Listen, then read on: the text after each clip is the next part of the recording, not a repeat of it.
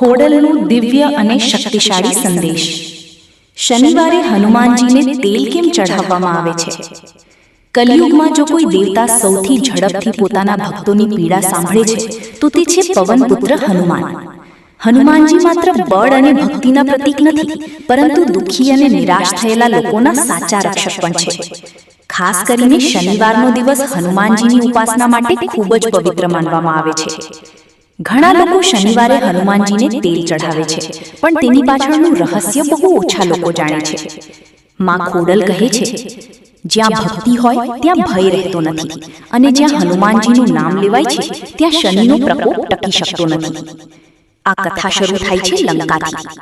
જ્યારે રાવણ પોતાના અહંકારમાં અંધ બની ગયો હતો, ત્યારે તેણે નવગ્રહોને પણ પોતાના કબજામાં લઈ લીધા હતા.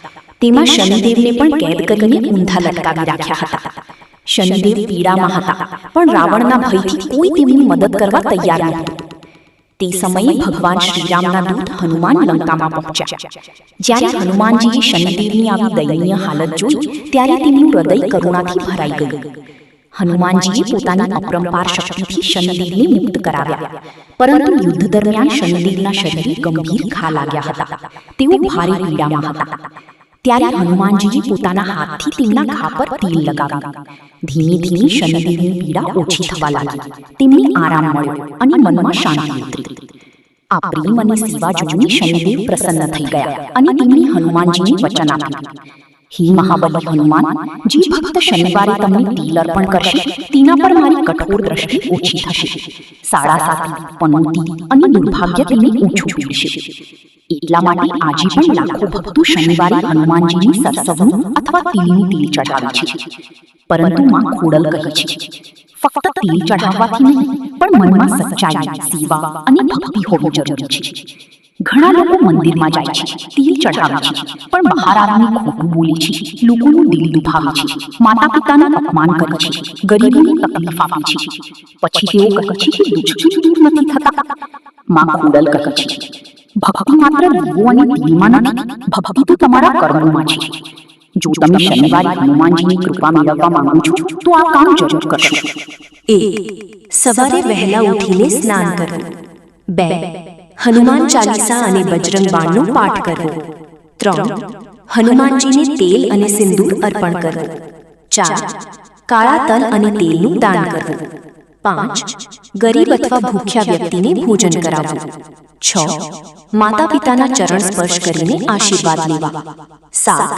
ગુસ્સો, ગાળો અને ખોટું બોલવાનું ટાળવું. માં ખોડલનો ચેતવનારો સંદેશ.